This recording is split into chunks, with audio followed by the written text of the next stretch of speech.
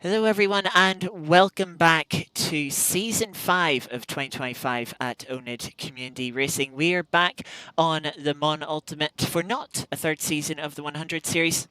We have our new Weekender series. Shortened race compared to the 100 series, only 50 minutes of racing coming up with a full grid of GT3 cars. Joining me for this evening, stepping in for a missing Tom Tosland, is going to be the wonderful Chris Overstreet. How are you doing, Chris? I'm doing just fine. Looking forward to a wonderful race at one of the best technical circuits in Italy. Yes, Imola, a wonderful circuit where we are starting off this season. And here is a little look at the calendar we've got coming up. 6 rounds. Starting here at Imola. Next week we have Bahrain, an amazing circuit. Should be one to watch when it comes to strategy. Sebring School for the 3rd round. Very short circuit, but very tricky with those bumps, especially through sunset. Second half of the season starts at Qatar. Very tricky circuit. I love tightening corners. Track limits can be an issue. So it'll be interesting to see our drivers fare there. Then Coda National, very technical circuit, of course, where the real-life World Endurance Championship is at the moment. But yeah, Coda National, very technical, will be very demanding on tyres, which could be very important for a reason we'll get into very shortly. And we'll run out the season at the ever-wonderful Circuit de Spa-Francorchamps.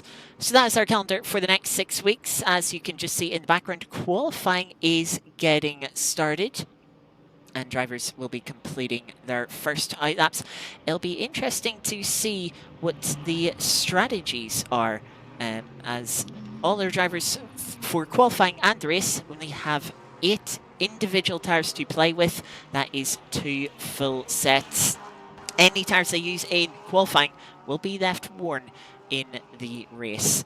And with 2 times fuel, 2 times tyre wear, that will be a bit of a concern despite the shorter races. But shall we get into this?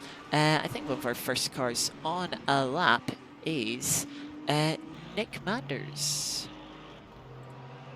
Yes, and considering the limitations on tires and the excess tire wear, you have to bear in mind that Imola is a tricky course under any circumstances. It is very easy to come to grief here, and all it will take is one spin out, and that set of tires will pretty much be ragged out, and you'll have at most one full tire change to try to remedy that during your pit stop. Yeah, and flat spotting a set of tires, especially in qualifying, will be very interesting.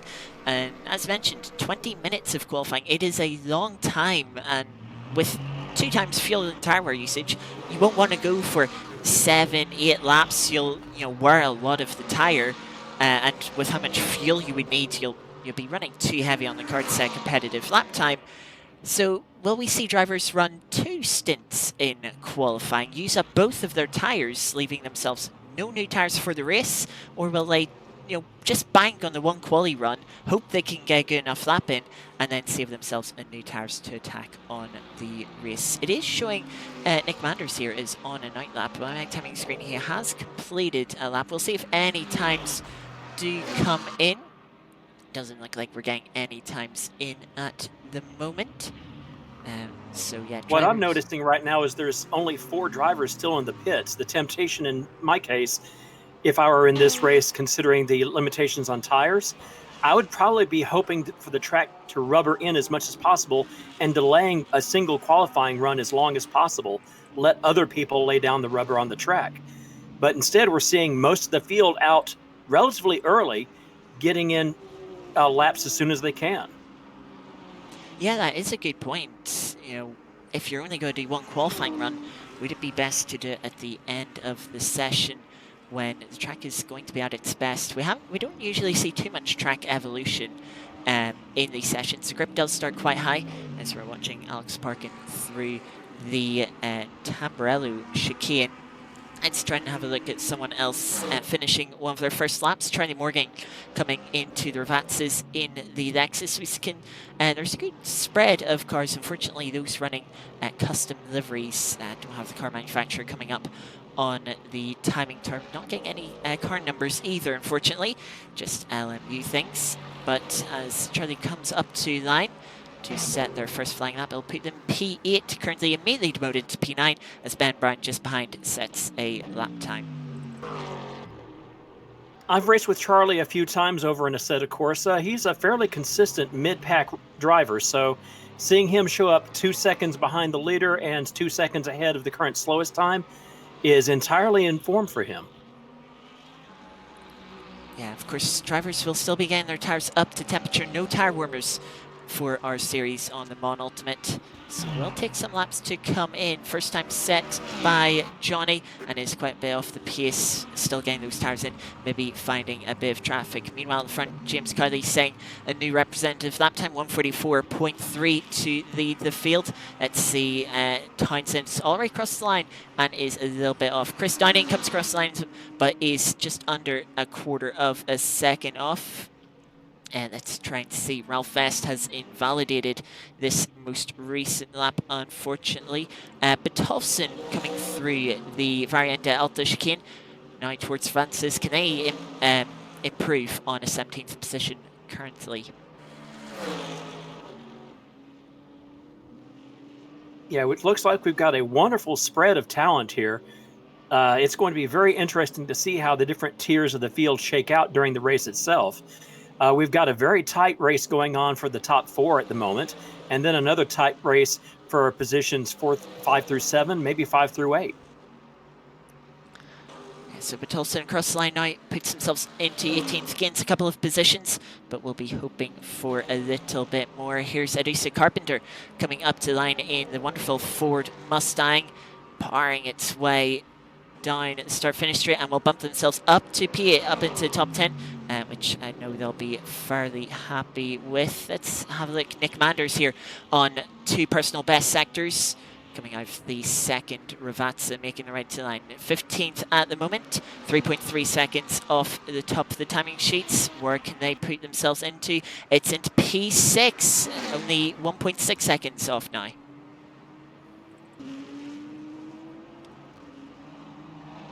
Ewan Westbrook there in the Marlboro livery, looking quite fine so far.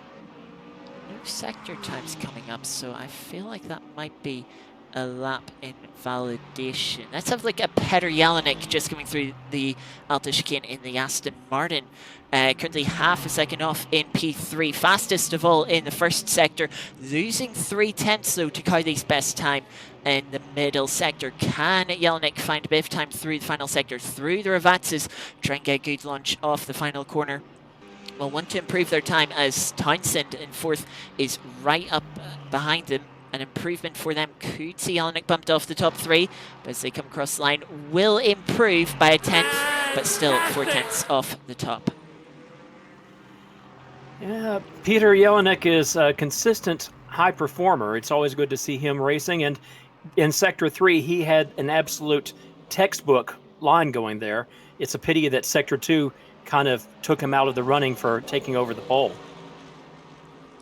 Now, Ben Brown coming up to the line. Sector times are looking good, and he'll take over 3rd place, a 10th in front of Jelinek. Getting a bit of a slipstream too from the Mustang in front of them as they come down into T1. Let's have a look as James Cowley was on a lap, was even quicker in Sector 1, but time lost in the middle sector, aborts lap 2 pit lane. How about Chris Downing? A little bit slower, 10th and a half down in the first sector, matching Cowley's time in the middle sector for a personal best. Just 1 sector to go. Can the McLaren driver find a bit of time through the Ravazzas?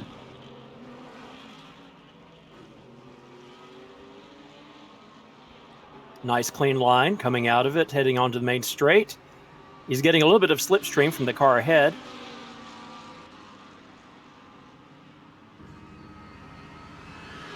Come on. 82 thousandths off of Cowley times, improving, but it's not quite enough. Looks like they're going to go on for another lap. Let's try and find driver Ralph Vest coming out of the second Ravazzas. Bit of a poor first sector, second down on Cowley's top time. Only 3/10 down in the middle sector, personal best. Can Ralph Vest find a bit of time, improve on that P8? Comes across the line, is not an improvement. A little further back, we have Javier Gomez coming into the pits, practicing a pit entry. Very safe pit entry at that. And Mercedes behind 2 personal bests for Onacker. They will improve on their time, but will not be enough to jump up from 20th position. Okay, I see a yellow flag up on the screen. I guess that's most likely somebody pulling off to return to pits. Oh, here's Nick Manders on a couple of personal bests, but gets a little wide over the second. Ravazza clipping a bit of the gravel, will compromise the run up to the line. But can they still improve? P8 at the moment across line is personal best. Only P7, 6 thousandths off of Den in the Mustang just in front of them, but it does bump them in front of Johnny Ashley, who is coming to the end of a lap themselves, but looks like they've invalidated that lap. Just over halfway through the session, 9 minutes to go, still plenty of time to get laps in. Question is how much of their tyres, their limited tyre allocation, do these drivers want to use? I've just noticed at the front, Chris Downing has improved, but it was not enough to take pole. Is only 3 thousandths of a second now away from pole position, and they will go out for another run. And the question is, are they going out on the old tires, or, and I think this is more likely, going out on the fresh set to try to get that pole position? They're risking not having fresh tires or even really good tires for at least half of the race to come. So pole position must really be important to them. And there's Jelinek going back to pits. Looks like I'm guessing his qualifying is done. It might be still 8 minutes, still plenty of time. It is just a question of the tyre strategy, track position versus tyre life in the race. Patrick Den coming up to the line. He was improving at the start of the lap. However, the pace dropped away in the second half. Maybe a sign of the tyres starting to wear. Let's go back to Johnny Ashley. Improving in the first sector, a bit down in the middle sector. Is there enough tyre life left to find a bit of time in the final sector through the Ravatzes? Doesn't need much time, just over a tenth. Could get him up one row, up into P6. Maybe a little bit wide through the first Ravatze. Gets the car hooked up a bit better through the second one.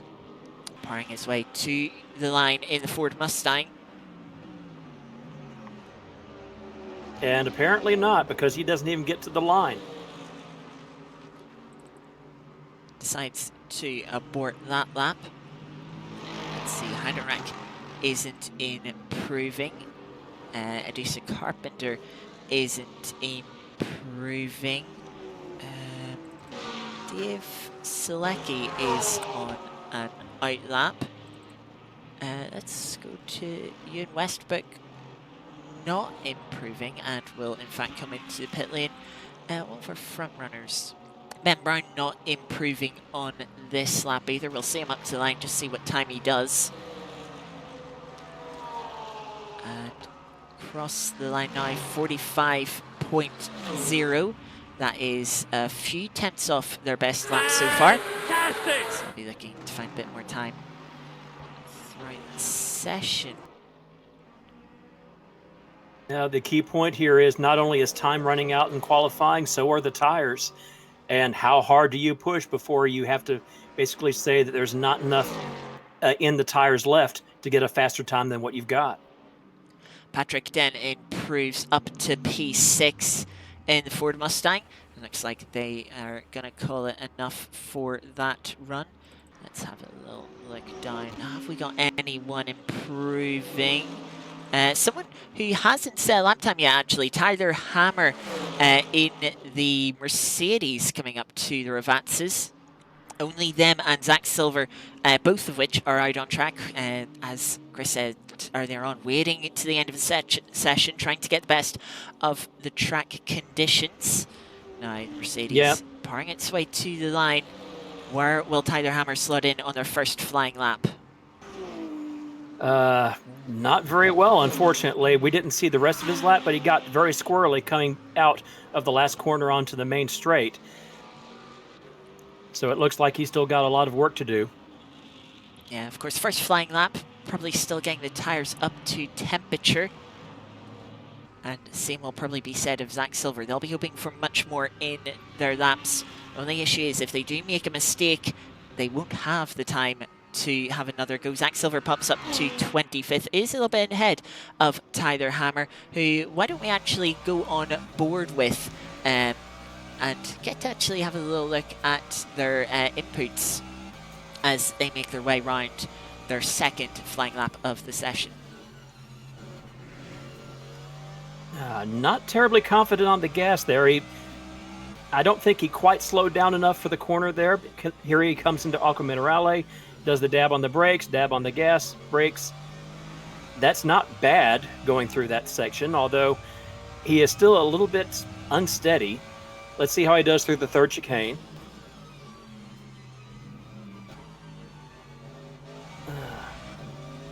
Line is a little bit neater than it absolutely needed to be.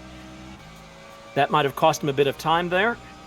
And now it's hard on the gas. Coming up, braking on the 100. There we go. Turn. Yeah, this looks to be a fairly cautious lap out of Tyler. Coming around onto the main straight. I think this will be improvement on his previous lap, no question. The question is, how much does he improve compared to the rest of the field? And he's up to 21st. Not quite into the top 20. It looks like Zach Silver has invalidated that qualifying lap. Ben Brown still going round, though has slowed up in the middle sector. We're seeing a lot more people in pit lane now as we get to the end of the session. Temanga is on an out lap. It's currently sitting down in 11th place. Has shown to be one of our faster drivers in recent series, so a bit surprised to see them down in 11th. Maybe that's why they're just starting a final qualifying run at the end of this session. We come to Burek in 14th place moment in their BMW by just over a second down after the first two sectors, as they're 1.5 seconds off over a lap. So if they can maybe find a bit of time in this final sector, might be able to bump themselves up a bit. Up to Took the that line. last corner a little bit on the tight side, but still looking fairly good. Let's see what we get out of this. 1:45.7. Does improve to 12th place, despite not improving in the first two sectors. So bit of time to be found for Burek, and if they can find it, they can maybe jump themselves into the top 10. I'm sure they'll push on to try and do so. Let's have a little look at Chris Downing, who is going for a final quality run. As mentioned a little earlier, only 3 thousandths down on the pole lap after their first run, using a second run here, while James Cowley sits in pit lane content with the pole position that they currently hold. It is all on Chris Downing or someone else to maybe make a surprise visit to pole position, but running a little bit wide through the gravel. I think this lap isn't going to be any improvement for them. We'll cut to Ben Brown, who is improving in the opening sector of the lap, a little bit down in the second sector, as Townsend has jumped themselves up to P4, putting a bit of pressure, though Townsend has also returned to pit lane, so maybe not super necessary for Ben Brown to improve here, but I'm sure they've gone through the entirety of the lap. It would be nice for them if they could improve. Except he is going right on into the pits. Well, pit lane practice can always be beneficial. Let's have a look at Tyler Hammer. They're still in 22nd place now. See if they can improve. No, missing a bit of time in Sector 1. Yeah, we've already seen a couple of instances where people are pushing a bit too hard, getting too much on the curbs, even into the gravel, losing time. That might be one minor example there, depending on how Hammer handles this. Yeah, he is catching little bits of the edge of the driving surface. He's having to correct his tires a bit. That's going to cost him time. But on the other hand, he is getting a toe in the fast section of the track here, coming down towards the end of the lap. Maybe that'll... and he's just lost the toe because the car ahead has pulled off to return to pits. At least he won't have any dirty air for the Ravazzas. It did look a little bit deep into Variante Alta, a little bit too much over the second curb, but did improve in the middle sector. Can Tyler Hammer, have they found any time in the final sector to improve on 20 seconds? Across the line now is 45.9, and it's enough to get themselves into the top 15. Just a few hundredths behind Foreman in 14th place. Maybe could have found a little bit more time. Downing is still pushing on, has gained 0.171 in the first sector on Cowley, has lost 0.178. They are 7 thousandths down on Cowley's time as they come out of the middle sector, but both sectors have been an improvement for Downing, and fastest of anyone in the first sector. Just the final Ravazza to go through left-hander, not taking too much inside curb. Coming out of the final corner now. Will it be pole position for the McLaren of Chris Downing? And yes, it will, with a 1:44.338. That's half a tenth over Cowley. Just half a tenth. And time has expired, so whatever laps these people are on, this is it. This is their last chance to improve. Yep. Everyone else is in pit lanes. This is our final driver, currently sitting 28th out of the 29 cars we have this evening. Not improving in the first two sectors. They're currently only a tenth off Tom Watson in front of them, so they don't need a lot of time to try and get themselves into 27th. But it doesn't look like this lap has been going too greatly for them so far. They'll come up to the line, no practice pit entry. And now across the line, it's a 49.1. It is over a second slower than their best already. And that will be it for them this session. And that will then set our grid for the race.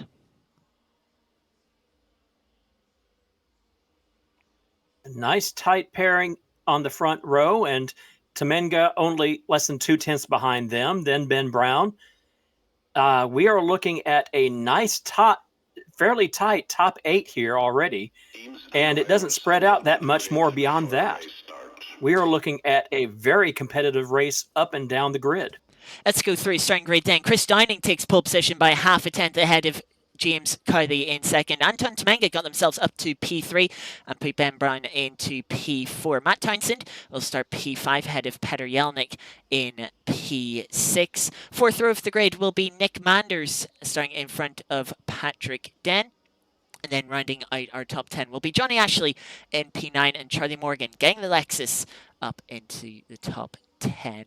11th on the grid will be Dmitry Yaroshenko in the Ferrari, starting ahead of Ralph Fest in P12. Burek will be in 13th in an all BMW 7th row ahead of Craig Foreman. Tyler Hammer will be in 15th, running later on in the session, starting in front of Simon Harris in the Lamborghini. Dave Slecki with a late improvement got themselves up to 17th, beating out Matthias Heidenreich. He'll start 18th. Gomez Berea will be in 19th ahead of Zach Silver, who rounds out our top 20. Adusha Carpenter was quite high up in the top 10 early on in the session, fell down to 21st by the end. They'll start ahead of Alex Parkin in 22nd. All Mercedes row 12 will be Ronald Betolfsen starting 23rd and Onacker in 24th. Ewan Westbrook will be in 25th with Christian Schlink in 26th. Tom Watson will be in 27th with Gen Geiser in 28th. And rounding out our 29 car grid, it'll be Fiona Grasner starting from back of the grid in their Aston Martin. And we've already started on the formation.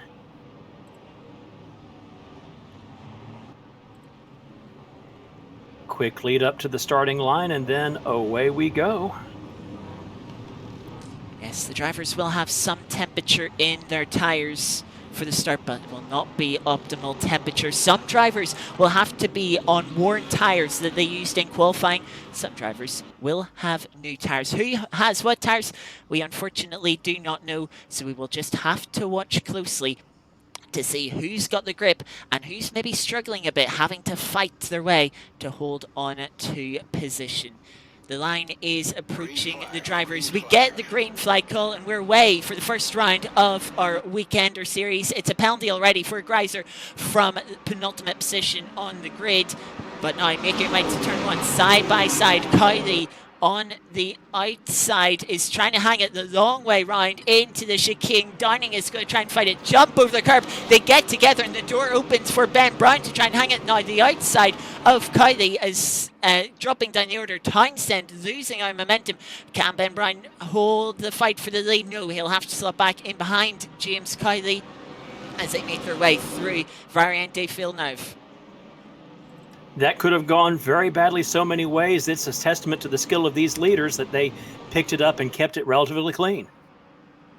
Ben Brown still trying to fight away at Kylie. Already jumping up to second from P4. It's been a great start already, but can they get one more place?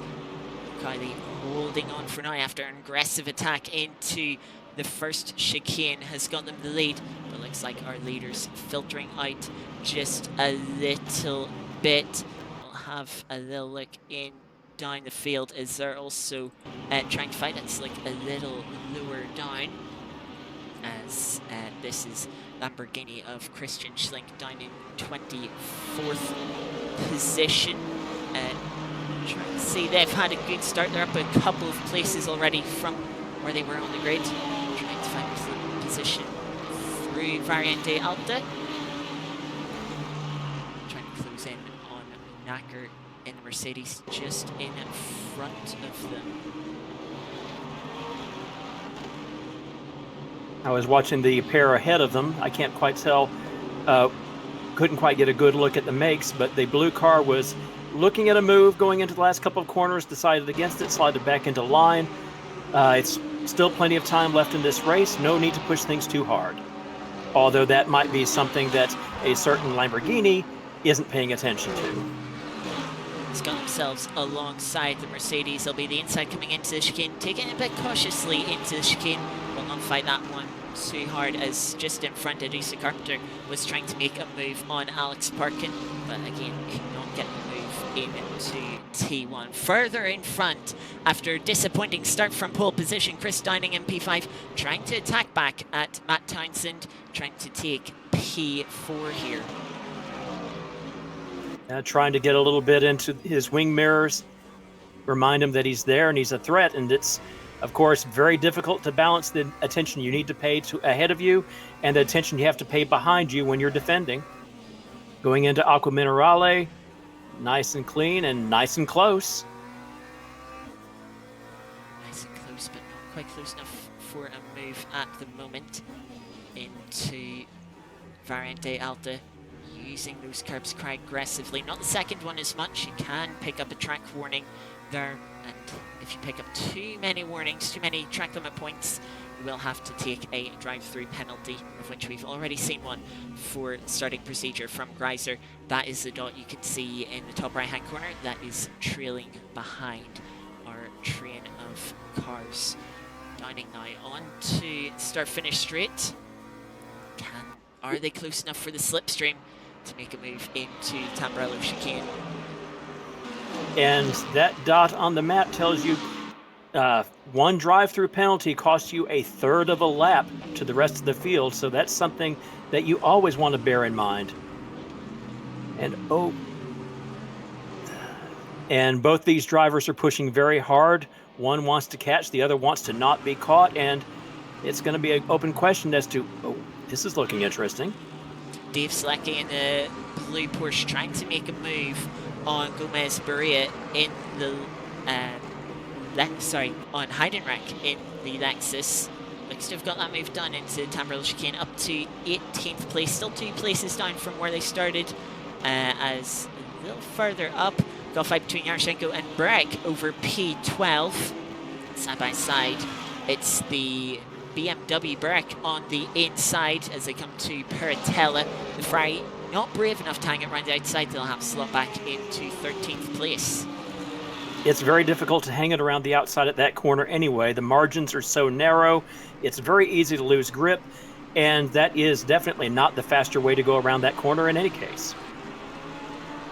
It's now coming under pressure from Craig Foreman, who has a good run out of Aqua Minerale, but coming into Variante Alta, difficult place to make a move if you're not already inside, alongside before the braking zone. So we'll have to wait for another time. Meanwhile, a quick check-in at the front of the field. Ben Brown is following Cowley, is not letting Cowley get away with the lead of this race, and in the slipstream here might actually be close enough for an opportunity into the Tamburello chicane. Closing and closing with the slipstream, but that Lamborghini, even with the slipstream, looks to be quite good in a straight line speed, maybe running slightly lower wing. And Ben Brown not closing in as much as you'd expect with how strong the slipstream would be, being so close. This is true, but he's also not losing any time, still staying about a quarter second back. Now he's lost a little bit through that chicane. And, yep, the Lamborghini was able to take that combination much better.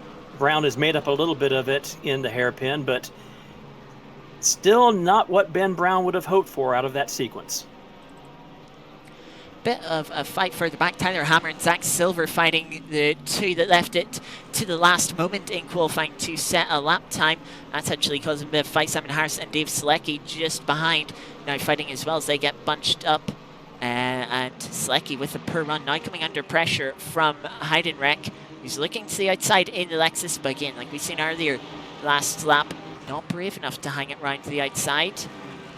Slot back into line, but this pack behind now, Zach Silver leading the way, having gone in front of Tyler Hammer. Zach running a good race so far, up 5 places from where they started, is on a little bit of a charge, 2 seconds to try and chase down Craig Foreman, who we've seen fighting with Yaroshenko. Yes, on a good lap, Silver has the pace, but it's very easy to believe that he just didn't have a good qualifying session, so he is definitely on his way up to his proper racing level if he can maintain it. Yeah, maybe, of course, remembering there are drivers here that used all of their tyres in qualifying. in our Discord did see a couple of drivers mentioning they forgot just how limited the tyre sets are. And so they were worried about all the tyres that they'd used up. So maybe we're seeing that come in effect. It's a contact between Johnny Ashley and Nick Manders. Heavy front-end contact with the tyre wall for Johnny Ashley, and that is going to be very costly for the Mustang driver. Yeah, Manders just did not see Ashley there, and Johnny is not going to be happy about that one little bit. Yeah, Nick Manders will need to sleep with one eye open. Johnny has been unfortunately involved in quite a few incidents over our series. Yeah, that is visible heavy damage. He's going to have to do something about that, or else just consign himself to the back of the grid. Yeah, with how long it takes to repair damage on this game, it will be so penalising. He'll likely be a lap down. And said by Johnny being involved in incidents. He was fighting for the championship on the first season before contact with Ben Brown at Le Mans into Mulsanne Corner ruined any hope he had at the championship. So I imagine Johnny will be extremely disappointed, but he will have to race on through the remaining 41 minutes. And I'm just looking at the timing sheet right now, and Burek, Yaroshenko, and Foreman are getting very close together. Oh, and there we go. Oh, a little bit of an elbow move there, but Foreman, I believe, gets the position on Yaroshenko. Yeah, does get the move done, an aggressive move into their first Ravazza. It's now going to try and make their way up to Breck, just in front for P11. Can see the BMW, the dark red BMW, being chased by the Brazilian flag-coloured WRT liveried BMW. Yeah, of course, the trade-off with making moves like that is, yes, it gets you a position, but it also sets you back on distance to the car next up. So the question is now, can Foreman make up the distance? And also, can he hold off Yaroshenko from taking back the spot?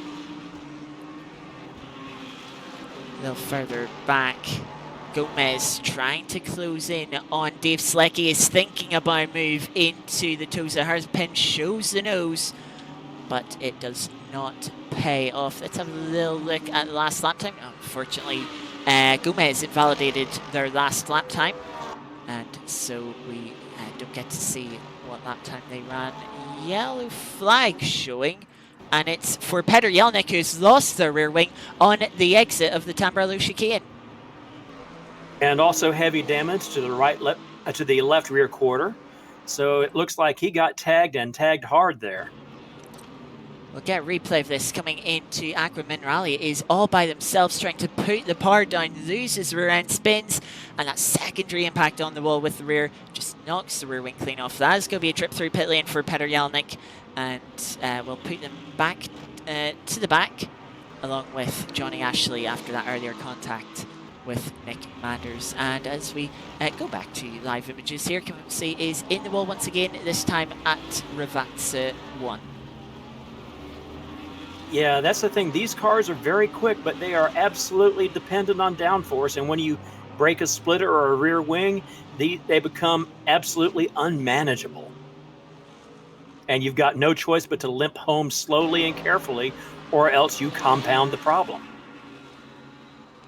Yeah, you can do so indeed. Let's have a little look further. Nick Manders, after that contact with Johnny Ashley, as Johnny tried to make the move for P6, is still under tremendous pressure, almost being pushed out of the corner by Patrick Den in the Mustang. Does seem to be a bit quicker. Unfortunately, Nick Manders invalidated their last lap, so we can't compare the previous lap times. Though, interestingly here, the data I have, Nick Manders has 1% more virtual energy than the Mustang behind him. That could play dividends. If you joined us for the 100 series for the last couple of seasons, while this race may be half the length, the 2 times fuel, 2 times tire wear does bring the strategy in line with what we've seen in those races. And you might remember, there was a bit of fuel saving required at some tracks to make a one-stop strategy work. This is one of those tracks where you will need to fuel save So it's interesting to see. There is a bit of variation. Seeing some drivers down at 53%, seeing drivers up at 58%, such as Matt Townsend, who has the highest virtual energy in P4 there. 3.5 seconds behind Temanga in front of them, but could gain some time with a shorter pit stop or running one lap longer and having an empty pit lane rather than everyone else who will have to deal with the congested pit lane when they likely pit on the same lap. Meanwhile, a little bit further up the grid, Ben Brown has fallen 1.5 seconds off of Cowley and is falling into the clutches of Temanga there. Yep, he is indeed. Temanga has closed that gap. Maybe a little mistake from Ben Brown. Dropped him back. But Temanga is still by 0.5 seconds back, not putting too much pressure on, but is just waiting. If Ben makes a mistake, we'll be there to try and take advantage. He's closing in just a little bit more now. See yellow flag popping up. That is for Geyser, down in 27th now, only in front of Yelnick and Johnny Ashley, who have been through pit lane to repair their car. Peter Yelnick is just leaving the pit lane now. Temanga in the second sector fell a little bit off, got slightly out of the groove, so is now coming into the third sector and trying to claw back a little bit of the gap, but it's going to be a fight if he wants to overtake Ben Brown. Yeah, Ben had that good start up in second, taking advantage of the fight for P1, and will not want to easily give up P2. Mistake there from Nick Manders, a little bit deep through the first Ravazza. That allows Patrick Den to close up. He might be close enough here with the slipstream on the McLaren to get around. Manders got a tire in the dirt there too, so he is very much a sitting duck going into the first chicane. The question is, who is going to be the better at braking, and can they find a hole? And no, Den is going to hold back. Yeah, not quite close again. Slipstream not being as powerful as we might have expected there. Not allowing Den to get alongside and make the move. A couple of cars that are a little bit closer. Christian Schlink looking for a move on Simon Harris. But again, wasn't quite close enough. Big wobble off the curb there for Simon Harris. And that could give an opportunity as they head towards the Variante Villeneuve. On the inside, on the entry for Christian Schlink. Will have that tight line. Simon Harris carries momentum around the outside, then is compromised into the second part. Gets onto the gravel a little bit on exit. That gives Schlink a run to Tosa, but has to look the long way round. Is he going to try and carry the momentum around the outside? He is, and Simon Harris very respectfully leaves them the room. They'll be side by side up to Pertella. Schlink still on the outside. Simon Harris on the inside. We haven't seen the outside move work here at Pertella so far this race, and it looks like that trend will continue. Slotting back into line is the second Lamborghini, and a third Lamborghini has joined the battle. Tom Watson closing in with the red oNiD livery. Bit of a wobble there for Schlink on the exit of Aqua Minerale. Thankfully keeping it out of the wall, unlike Peter Yelnick a few laps ago. This fight over P19 continues on strong. That is some great racing, and some, more importantly, nice and respectful racing. Unfortunately, it has dropped them back into Tom's hands if he can make something happen. Incredible! Yeah, and just catching up with chat. I want to say thank you to those who have been following around the start of the stream, and also thank you to Jazz JC TV for subscribing for the 5th month in a row, and Bloodwolf for subscribing for the 2nd year in a row. Thank you very much, you two, for your support. It is great to have, and of course, welcome along everyone that has been following. Back to the action though. Tom Watson has a good run down start finish straight, looks to the inside into Tambrello. Will Christian Schlink try and hang this round the outside? No, gives the position up. Tom Watson into the top 20, though and Christian Schlink has 7% less energy than Tom Watson. So, there Tom goes. He pushed a little bit too hard, and I didn't see whether or not he hit curb or got onto the grass, but I don't think he kept it out of the barrier there, but it's just going to have to see. We're just going to have to see how much damage he picked up in that off track. I could see the rear wing was missing there. We'll get a replay over the curb and then into that, or sorry, was it this next chicane? Christian Schlink in the slipstream, not quite close enough. Maybe Tom Watson just lost the rear end on entry on turn-in. Car spins around, heavy rear end impact, wing bounces straight off. And yeah, unfortunately, is going to be joining Johnny Ashley and Peter Yelnick for Tom Watson. Yeah, you put too much of the car, too much of the tires on the paint. The paint has a lot less grip than the main part of the track. And in a heavy turning zone like that, you're just begging to go make a sandcastle. We are not too far away from the pit stops. We may see some drivers starting to pit in 3 laps, which may be a little bit short. Some drivers, if they've been saving, can go 5 laps.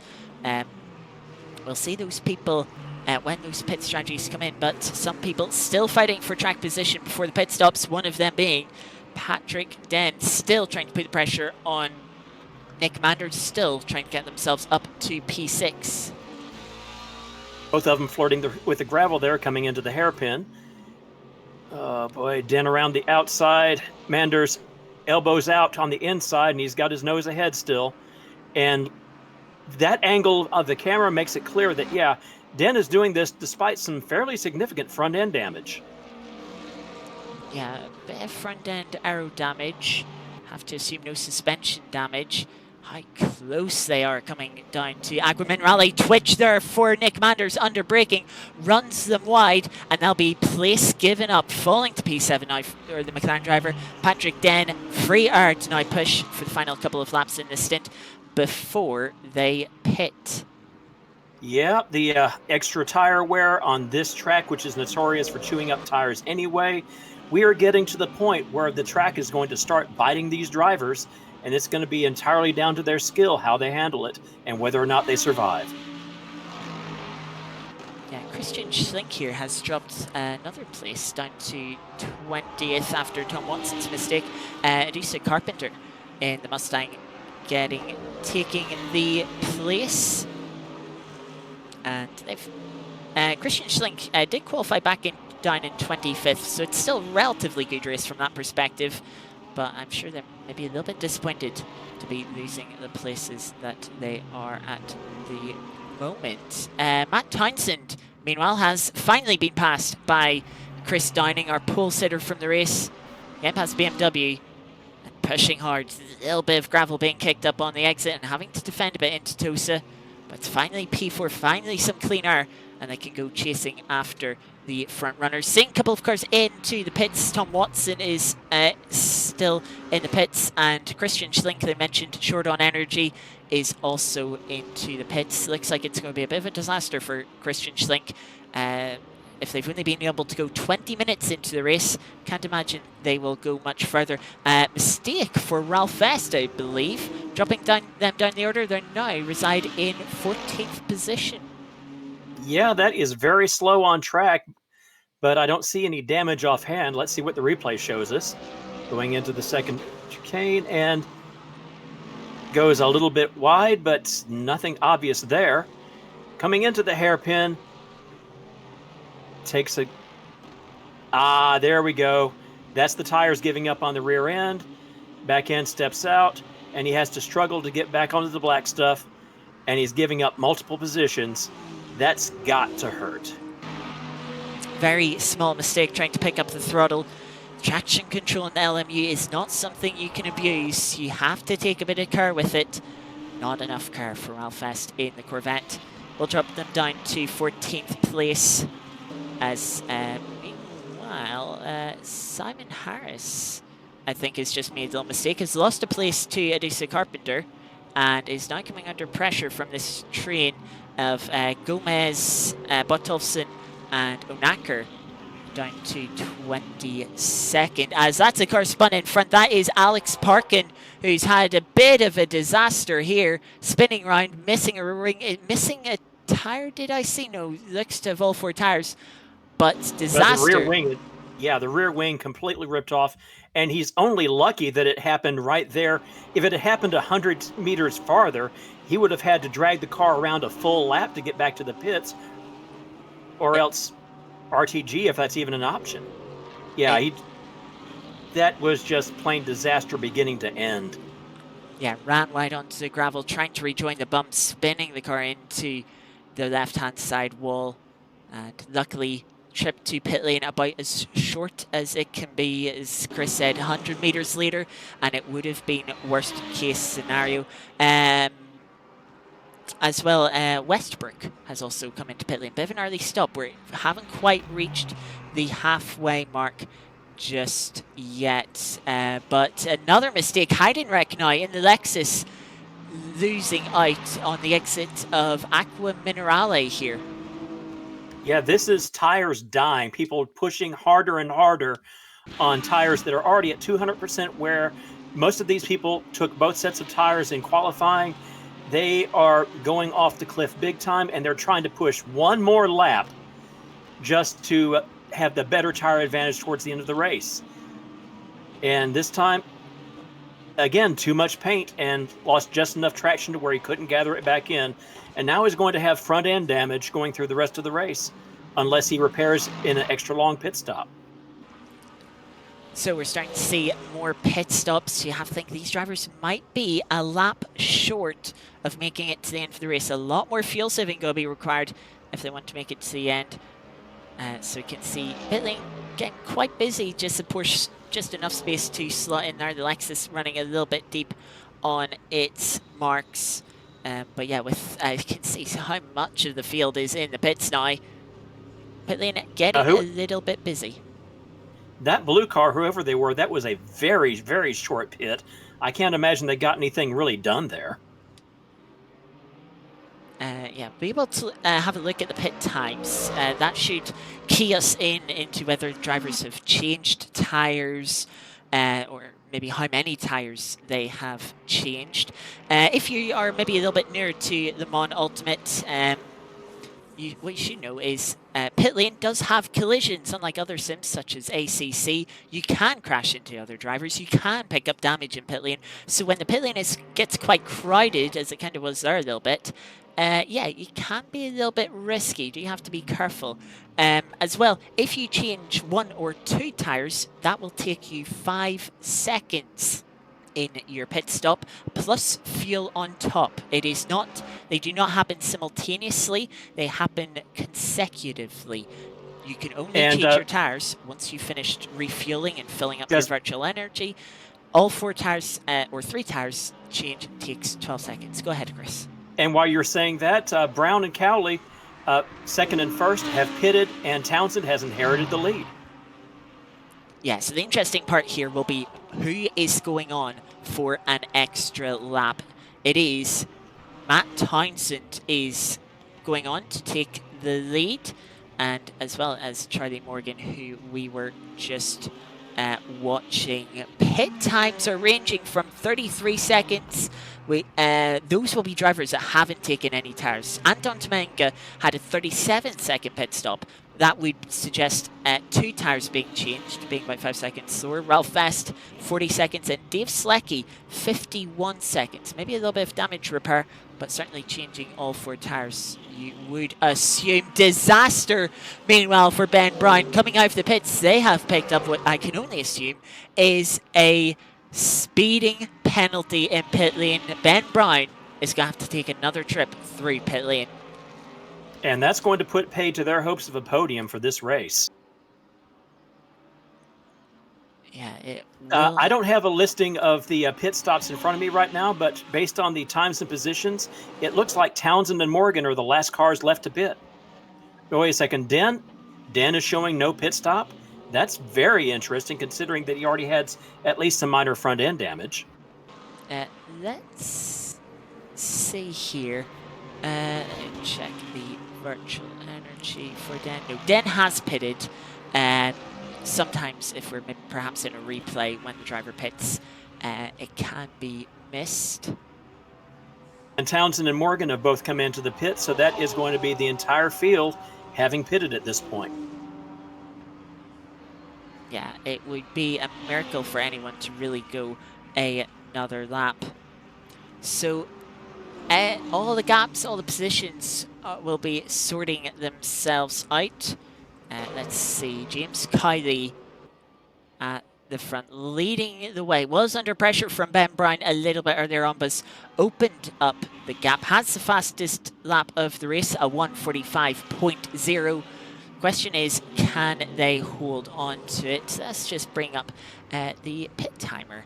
1 minute 15 seconds. That's the total time spent in pit lane for them. And we'll get seat times of a few more drivers. We've got Mustang coming out of the pits, though that Mustang is a lap down. Temanga looks to be the car taking second place, as Ben Brown has come in to serve that drive-through penalty. Chris Downing takes P3 then, staying in front of Matt Townsend, despite running that 1 lap longer. If I remember correctly, Temanga was running 4th prior to the round of pit stops. Ben Brown, of course, having to take the drive-through, so he's dropped back into the field. But Temenga's managed to get past Townsend and possibly Downing as well due to pit strategy. No, he was 3rd, just behind Ben Brown, trying to put some pressure on before the pit stops, and obviously with that penalty from Ben Brown, has some free air now. Speaking of Ben Brown, here they are in P7 with that short pit time, obviously from the drive-through penalty. They now find themselves behind Dmytro Yaroshenko, already starting to put some pressure on. 21 minutes left in the race. Can Ben Brown get themselves back up to P6? Maybe chase down Patrick Den to reclaim a top 5 position. And just a word here, Zach Silver, who, remember, started in the 20s on the grid, is currently holding 8th position. Yeah, that is a brilliant spot. Is up 12 positions, is Zach Silver. It's been a brilliant race for them. They've pulled off a great strategy. Let me just check their virtual energy. They are good to go to the end. Yes, they have enough energy to make the end of the race. So it'll be very interesting. We're on board with Ralph Est, who's trying to chase down Charlie Morgan. Though, interesting, I have just noticed Charlie Morgan hasn't... Ralph Est doesn't have enough energy to make it to the end of the race. Meanwhile, Ben Brown has got the move done for P6. Let's see how he did it.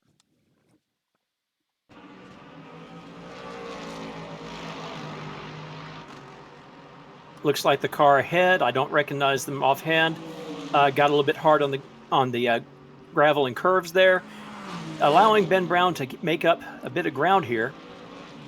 And then he makes a nice lunge into the last couple of corners, gets alongside for the final turn, and job's a good one. He's done, and he's moving.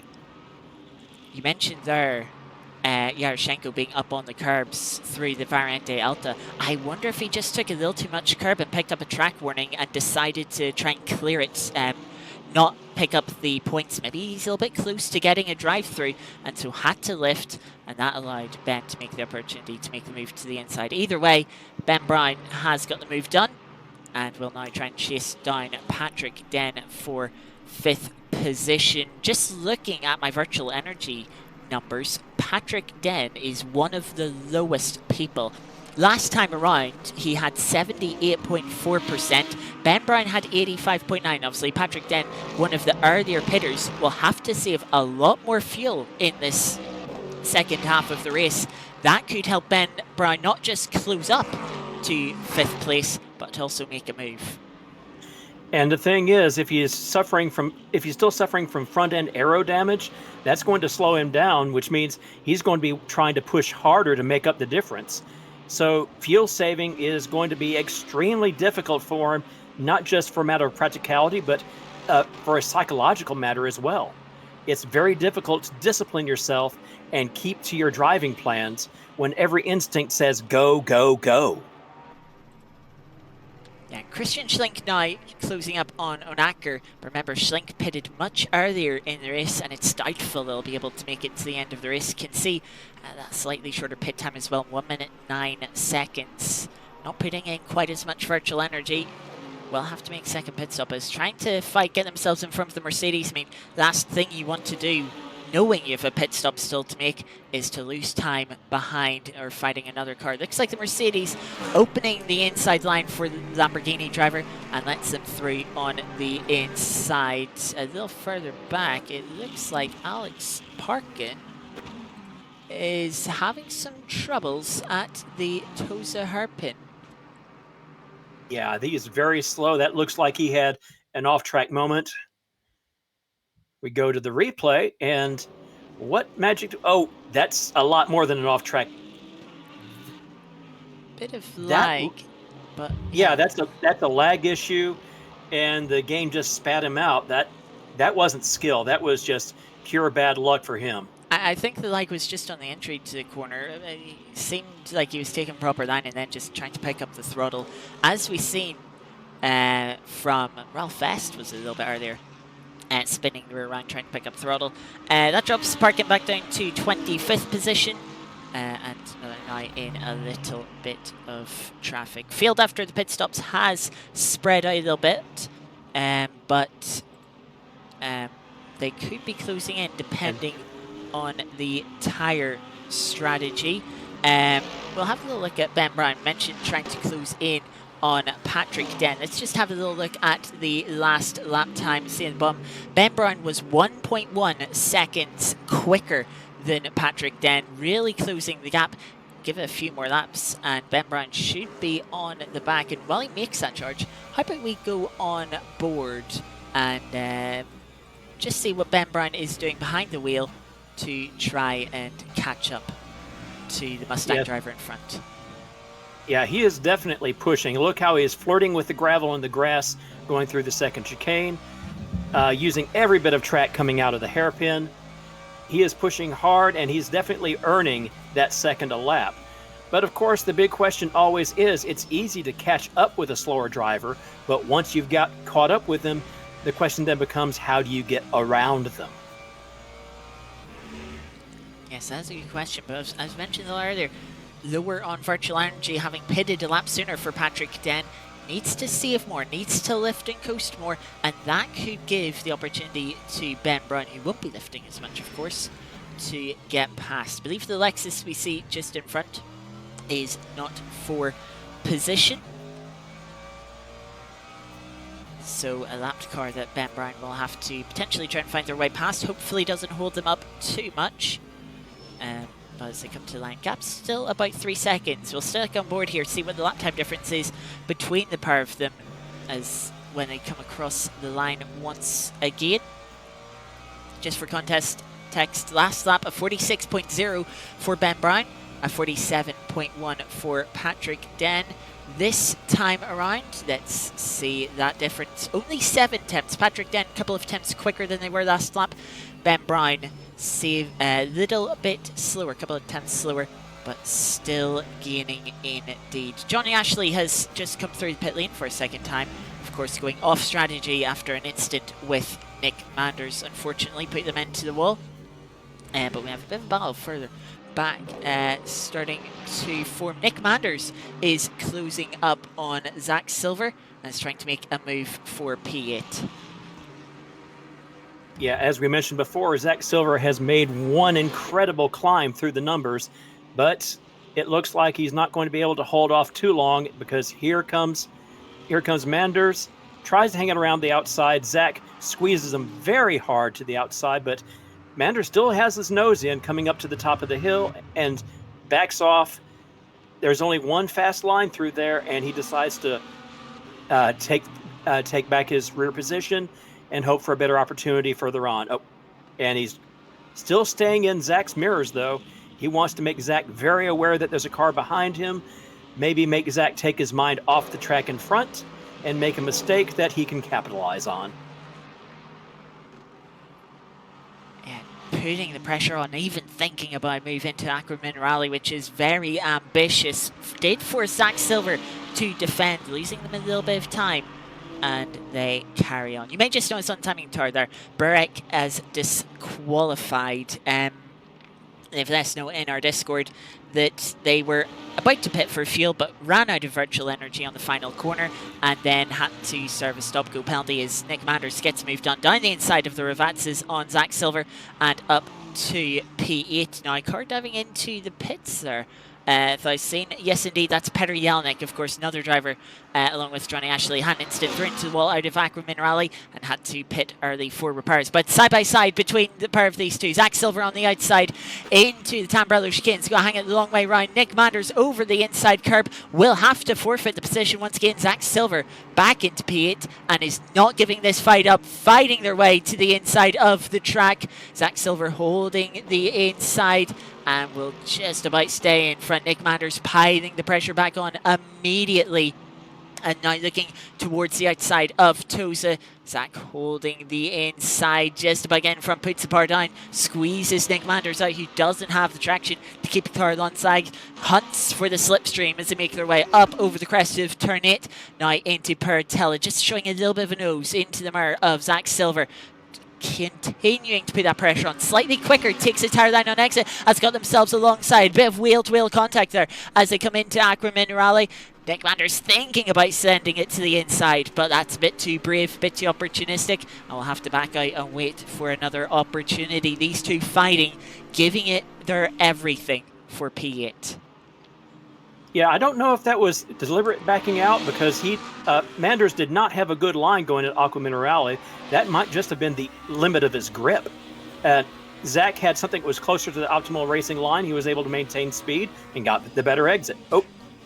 Contact, Nick Manders wanting to try and move, but Zach Silver covered the inside line, gone to the back of the Lamborghini. I think just had to hold up a little bit there on the exit to make sure that they didn't take the position that they could have done with a little bump, but giving respect, which is great to see. We'll have another run with the slipstream as they make their way down the start-finish straight. If you want to see what the back for the Lamborghini looked like, there you go. We can barely get any closer. Zach Silver holds the inside line, and Nick Manders is going to be the one that tries holding it around the outside here. Zach Silver is going to fight this one a little bit harder, but with the inside of the second apex, Nick Manders retakes P8 and will be hoping that they can drive away this time and solidify their position in P8. Zach Silver down to P9. I'm sure they will still be quite happy after where they previously were. That was a car into the wall in the background. Trying to Was that parking? It was parking indeed. He's lost the front left tire there. So that's going to be a long trip back to pit lane for Alex Parkin. Yeah, that's not the first time that he had gone off track while we were watching the fight between Silver and Manders. At first, I was thinking that he was just enjoying the fight ahead of him so much that he forgot to pay attention to the track, but apparently he's got bigger problems. And now, of course, he certainly has bigger problems. Yeah, it's going to be a struggle to the end for the race as well. I can't imagine what tires Parkin has left to put on that car to the end for the race. So, a day to forget, unfortunately, for Alex Parkin. Hopefully we'll see them back next week with hopefully a better time for our second round.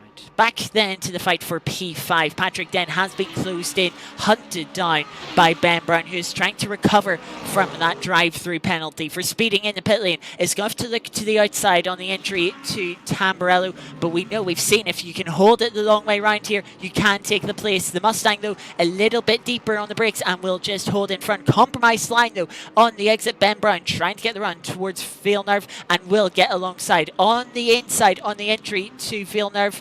And Patrick Den, not fighting that one too hard, will let Ben Brown through and take P5. Now 12 seconds behind Townsend. I don't think Ben Brown will be going much further than that. No, you mentioned earlier that Den was very low on virtual energy compared to most of the rest of the field. He's got to be fuel saving now, so fighting that move made absolutely no sense. Just securing whatever position he can still recover to avoid a pit stop, that was definitely the better strategic choice. 8.5 minutes to go, and Christian Schlink is into the pit lane. Charlie Morgan was showing as a brief yellow flag. They're trying to chase down Zach Silver, and let me tell you, they are chasing down Zach Silver. 2.1 seconds quicker last lap was Charlie Morgan in the Lexus. Zach Silver just losing out to P8, falling into P9, but the race certainly far from done. They are still being hunted. Meanwhile, a little further back, fight for 13th. Simon Harris getting past oNiD here for 13th place, and Gomez Vieira is going to try and take advantage. It's going to get past both of them on acceleration. A slow run from the pair of them, and Gomez now up to P13, 2 places on one straight. I think we're seeing a lot of fuel saving and the consequences here. If I were in this race right now and I was a little bit short of fuel or virtual energy, I would be looking for somebody relatively close to my pace, sliding in behind them and just letting them tow me as much as possible. That is a good point. oNiD only has 23% energy at the start of this lap. Theoretically, they can only go 3 laps, and that includes this one. That mistake there, running wide out of the toes, Variante Alta, onto the gravel, not going to help. They need to use their fuel and their energy as efficiently as possible, and running through the gravel isn't doing that. Meanwhile, fight a little further back, Heidenreich getting past Tom Watson, who seems to be struggling a little bit, is very low on virtual energy as well, 12.9%. Looks like they could be pitting at the end of this lap, unfortunately for them. Down in 22nd, and will certainly not be any better with a pit stop left to take. There is quite a lot of variance in virtual energy still. You expect the field to sort of close in, come together in virtual energy towards the end of the race, but that does not seem to have been the case. It's very easy to fixate when you're practicing on hot lapping and getting the fastest time possible, but you really do need to give strategy a serious moment of thought. And in this race with 200% tire wear, 200% fuel, you really need to think about what you're going to do. Not necessarily catch up to the car ahead of you, but plan a 50-minute race and just drive to what you think is going to be your best result. Drive your own race and think ahead to the end of it. Mistake here for Gomez. We just seen them make that move 2 positions in one straight. It has all gone down into a wall, perhaps. We'll get a replay here when it loads. But coming up to Tosa Harpin, we've seen a couple of drivers already spin the rear wheels, spin the rear of the car around, putting the power down. Will it be the same here? Just a little bit wide, no traction, and it is a kiss on the inside wall for Gomez. Unfortunate for them, after what looked like could have been a decent 13th position, will now put them down into 17th place. To be fair, most of the time that we've seen people go take a spin in that hairpin, it's because they took it too tightly and got onto the grass, the curbs, or the paint on the inside of the corner. That time he went too wide, and that's what caused him to spin out. We'll go on board with Charlie Morgan. They've been closing in on Zach Silver for the last few laps. Last time around, they were 1.2 seconds quicker. There's less than 5 minutes left in the race, though. How quickly will they be able to take P9? Coming up to Aqua Minerale, down the hill. We also have a fight a little further back, but Tolson and oNiD fighting over 14th position. But as I said, oNiD having to save a lot of fuel, is dropping positions, is about to be passed by Craig Foreman, who will take 15th place. But we'll stay on board with this battle here. Our energy for these two. Charlie Morgan has 1 more lap of energy than Zach Silver, but Zach does seem like they will be able to go to the end of the race with their current consumption. Actually, last lap, it was very similar in terms of energy usage between Zach Silver and Charlie Morgan. Zach is a very defensive driver when he wants to be. Right now, he's not really defending that hard. He doesn't feel like he's in any imminent danger from Charlie Morgan yet. But I'll tell you this much, these two drivers, if this is where they finish, or even if they swap places, neither one of them has anything to be ashamed about. Morgan's put in a nice workmanlike job of driving this race, and Zach, of course, has made an incredible climb. 10 positions, 12 positions, however you want to slice it. It's still a very good job from Zach Silver. Charlie Morgan, a bit of a run coming out of Tamburello chicane, though is not close enough to get alongside. Meanwhile, Ron Bertolson gets themselves up to 13th position, taking advantage of Simon Harris having to fuel save a little bit to make the end of the race. And Bertolson now into 13th place, up 10 places from where they started on the grid. So very good going by them. But we'll cut back to this battle for P9. Charlie Morgan, as close as he can get. Onaker has given up on the energy saving and is taking a trip through pit lane. So is Ewan Westbrook. So unfortunately, his pit stop's just not quite getting the strategy right. And when you, in a series like this, where it is such a fine margin between being able to make the end of the race on one pit stop and not being able to, an extra pit stop is so costly. You have to get your fuel numbers right. You have to realize, do the math before the race, say, right, this is roughly how many laps the race is going to be. To make it this many laps in a stint, I need to hit 7.1% energy per lap, and make sure you hit that number pretty much every lap of the race. Indeed so. Like I said, you have to think ahead for the end of the race and do what you have to do to get there. But in the meantime, I'm noticing that Downing is hauling in Tamanega. We might have a last lap fight for second place. We do. Downing has 1% more than Tamanga. That's just allowing them to push a little bit harder. We'll stick on this battle just for now as Charlie Morgan thinking about a move into Tamburello chicane. Zach Silver going a little bit defensive. And it's not quite enough. Can Charlie Morgan maybe get a good exit? Isn't quite close enough again. We have another car coming into the pits. Steve Selecki from 12th position, which is great position for them. They're usually one of the people we see towards the back of the grid. But unfortunately, it was not meant to be for them. Having to pit for virtual energy just was half a lap short from making the end of the race, I believe, looking at the numbers. Now Zach Silver's going defensive. Now he feels the threat from Charlie Morgan. And yeah, Charlie is hugging that rear bumper. And Zach is holding the inside, trying to do anything possible to keep Charlie from... Oh, they both get a little bit too much curve there and have to correct. And Zach gets a slight advantage coming out of Aqua Minerale. What's Charlie going to do coming in here to the chicane? Zach, again, staying defensive, holds the inside line going in. Morgan takes a cleaner and slower line coming out. I begin to wonder whether or not he's picked up a couple of warnings. And yeah, he's falling just a little bit back. This fight is still on.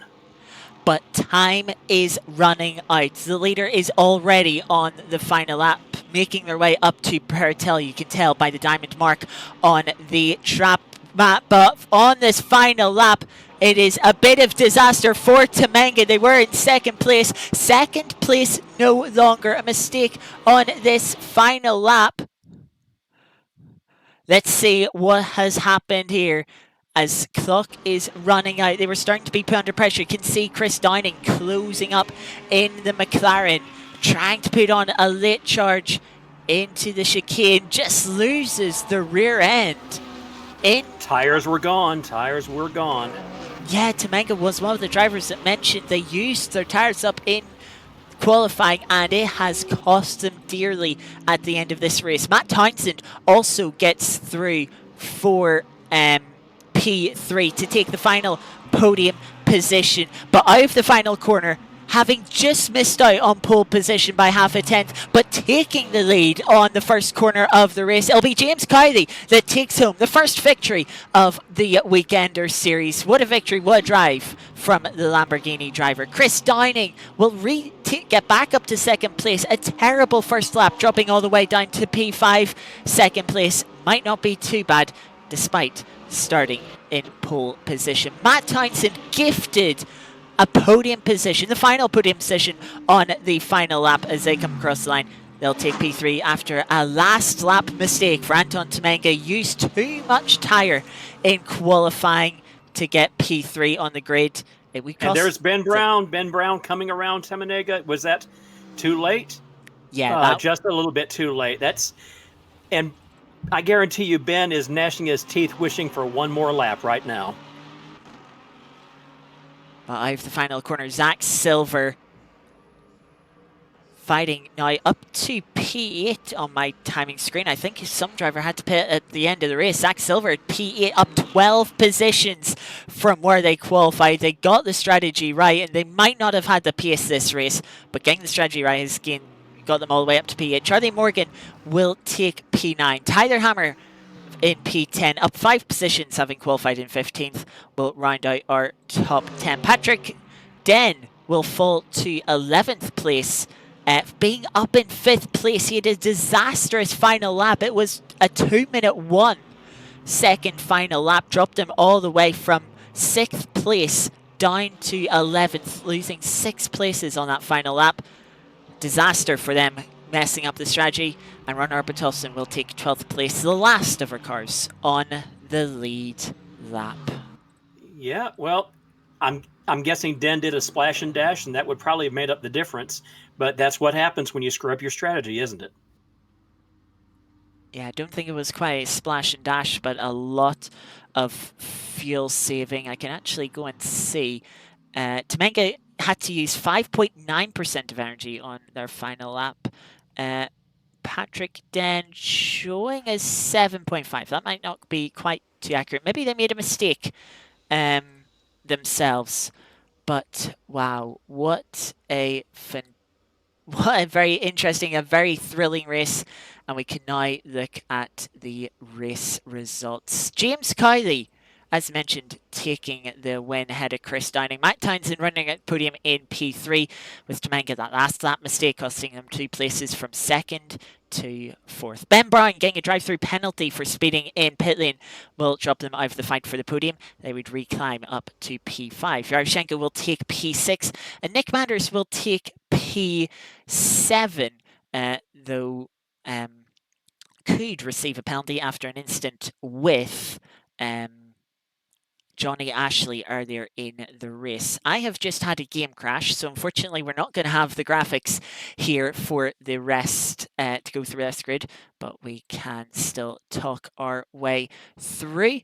So Zach Silver, up 12 places from where they started on the grid, will take P8.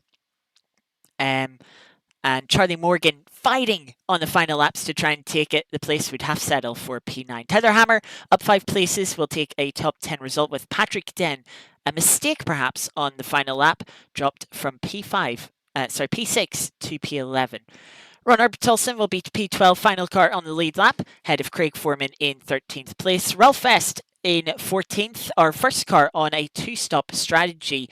What could have been had they managed to make a 1-stop work? Simon Harris be in 15th, have Gomez in 16th, ruining that late race mistake spinning on the exit of Tosa. Dave Sleckie, another one of the drivers with 2 pit stops, as well as Christian Schlink just behind him. Adusa Carpenter takes 19th place, and Johnny Ashley, despite that incident with Nick Manders and having to make the extra pit stop because of that, does finish in the top 20.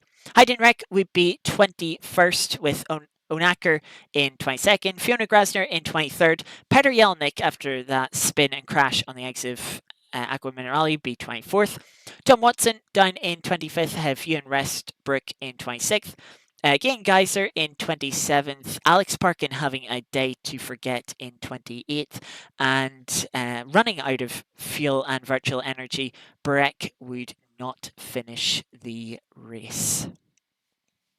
This was an incredibly dramatic race to start off the series.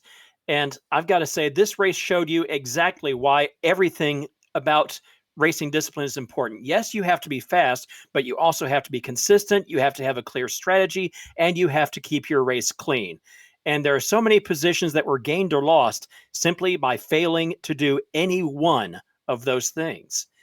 And I'm looking forward to seeing how these racers learn from these mistakes and make up for it in races to come. Yeah, it will be very interesting, especially now that the drivers have got a proper example of how strategy can unfold in this series with this format. It'll be interesting to see what they do differently next time out when we head to Bahrain Outer. The Outer there, it's somewhat simple. There's only about 10 corners, but 3 long straights will be quite thirsty on the fuel. More fuel saving being required. who will be able to maximize their fuel saving potential and pick up another good result. That'll be next week before we head to Sebring School for the third round, Qatar to start the second half, Côte National and Spa-Francorchamps to round out the series. Plenty of great tracks throughout the calendar, interesting tracks that will test the drivers with their strategy. So yeah, it will be interesting to see how they fare. But Considering how fast Bahrain Outer is concerned, I wouldn't be surprised if a couple of the drivers attempt a deliberate two-stop strategy to maximize their speed around that track rather than maximize their time in the pits. That's something that they should, if they were considering it, put in the practice to see if it actually works, because it's going to depend entirely on how long it takes to get in and out of the pits. yeah, pit lane time loss is quite costly. Will will fuel saving be too costly? Or will the one-stop strategy still reign supreme? Make sure you join us next week for round 2 to find out how Bahrain either plays out. And in the meantime, make sure you check out all of our other series running as part of Season 5. Getting into the second round, we start with the LMU Multi-Class Series. 65 minutes of multi-class action with hypercars and not GT3s, but GTEs, a lesser used class, but race quite interestingly. They are heading to Portimao tomorrow, a very challenging, very demanding track, especially on the tyres. So yes, make sure you join us to see that multi-class action at Portimao. On Tuesday, we have our SL course installment, the IndyCar Championship, where round 2 will be taking us to Belle Isle, a wonderful little street circuit in Detroit, previously used by IndyCar up to a few years ago. Seen a bit of carnage at Autopolis last week, but with a very different track, 2 times tyre wear, safety cars, plenty of strategy in play like tonight, but the strategy that evolves throughout the race. It can go any which way, especially around a concrete canyon. Make sure you join us then on Tuesday for that action. On Wednesday, we have our Sim Hound Academy, which will also be going to Portimao. 50 minutes with the classic hypercars and GT3 for our less experienced and rookie drivers in the field to learn the ropes, try and get a bit more confidence, a bit more speed, a bit more consistency. Watch as they battle it out for the Sim Hound Academy Season 3 Championship. And on Thursday, we have our iRacing installment with the Super Formula Lights, car weighing only 570 odd kilos, 275 horsepower, but a fair amount of downforce, a lot of downforce for all the car that they are. Next week, they will be heading to Fuji after an interesting race at Spa. They will have 2 30-minute races, the second of which having a reverse grid, which will throw things certainly into the unknown. Make sure you join us then on Thursday, see how those high-speed single-seaters fare around the wonderful track that is Fuji, before we come back on Sunday with the Weekender series at Bahrain Eider. Chris, it was fantastic to have you here for our first and opening round of the Weekender series. Any final words to end off this stream? It was just a wonderful race to watch. There was so much action, so much drama, like I said, and I'm very much looking forward to seeing more of the same in the upcoming races. Me too, indeed. Could not say it better myself. Thank you again very much, Chris, for joining. And thank you all very much for watching. And those who supported us throughout the race, thank you. It means a lot to us all here at oNiD. Hopefully, we'll see you throughout the week. Until next time, have a good evening. Take care of yourselves, and we will see you next time. Good night.